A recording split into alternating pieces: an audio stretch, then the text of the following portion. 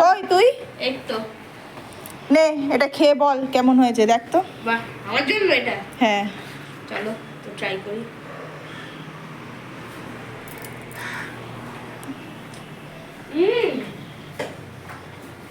Heavy হয়েছে তো। কি করে বানালে এটা? এরকম করে বানালাম। খুব সুন্দর হয়েছে এটা। চল তাহলে দেখে নিবি, চলে আয়। চলো। আমি এখানে প্রথমে লাউ শাক, আলু আর বেগুন কেটে নিয়েছি চচ্চড়ির জন্য। এবার আমি গ্যাসটা জ্বালিয়ে দিলাম, কড়াটা বসিয়ে দিয়েছি। এবার আমি এর মধ্যে সর্ষের তেল দিয়ে দিলাম।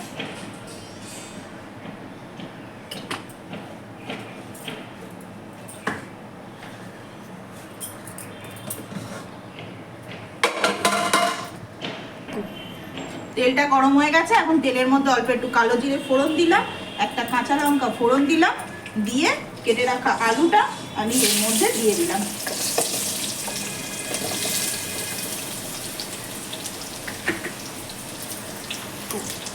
এখন আমি এই আলুটার মধ্যে অল্প একটুখানি নুন আর অল্প হলুদ দিয়ে আলুটা ভেজে নেব।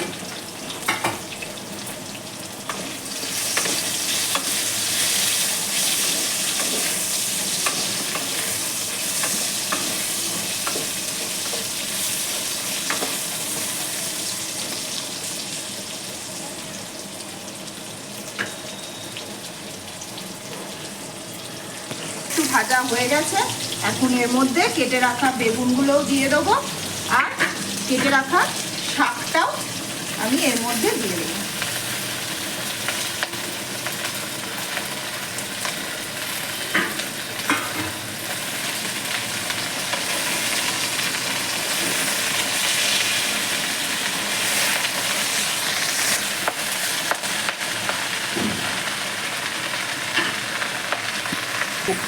এখন আমি এর মধ্যে পরিমাণ মতো নুন আর হলুদ দিয়ে দেব।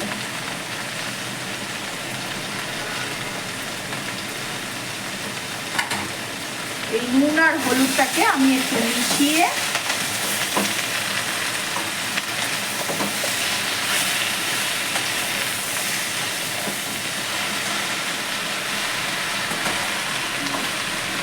গ্যাসের ফ্লেমটা আস্তে করে দেবো,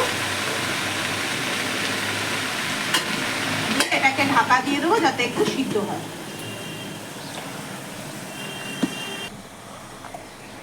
আমি আজকে লাউ শাকটা একটু পোস্ত দেব, যার জন্য তোর খেতে ভালো লেগেছে। এই যে পোস্তটা আমি একটু এবার বেটে নেব।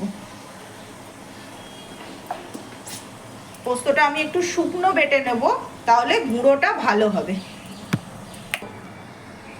দেখো জল দিয়ে আমার পোস্তটা বাটা হয়ে গেছে। এবার আমি আবার চলে যাব কড়ার দিকে, শাকটা একটু নেড়ে দিতে।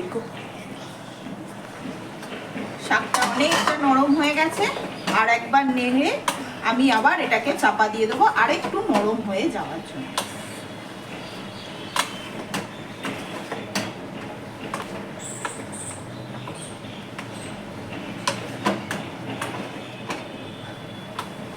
এই শাকে আমাদের জল দিতে লাগবে না, কারণ দেখো কতটা জল বেরিয়েছে। আর একটু চাপা দিয়ে রাখলে আরো একটু জল বেরিয়ে শাক এবং সবজিগুলো সিদ্ধ হয়ে যাবে।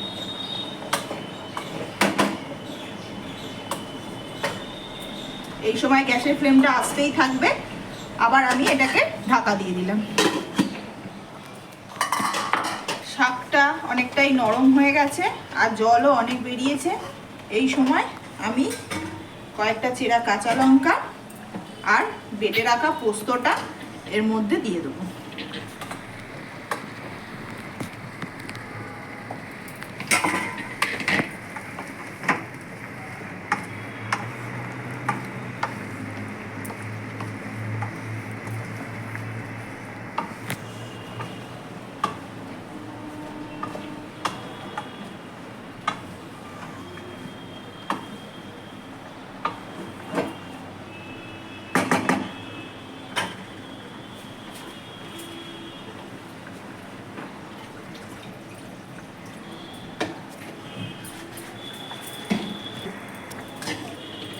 মিক্সির বাটি ধোয়া অল্প একটু জল আমি এর মধ্যে দিয়ে দিলাম।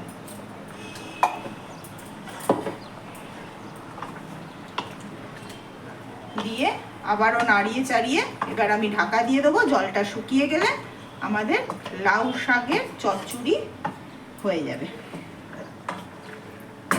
এটা আমি নেড়ে দিলাম আর গ্যাসের ফ্লেমটা এবার জোর করে আমি ঢাকা দিয়ে দিলাম।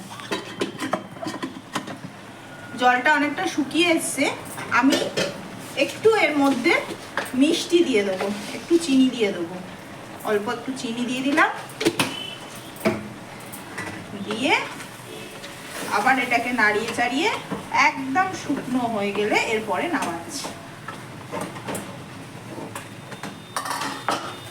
চচ্চড়িটা শুকনো হয়ে গেছে, এবার নামিয়ে নেব।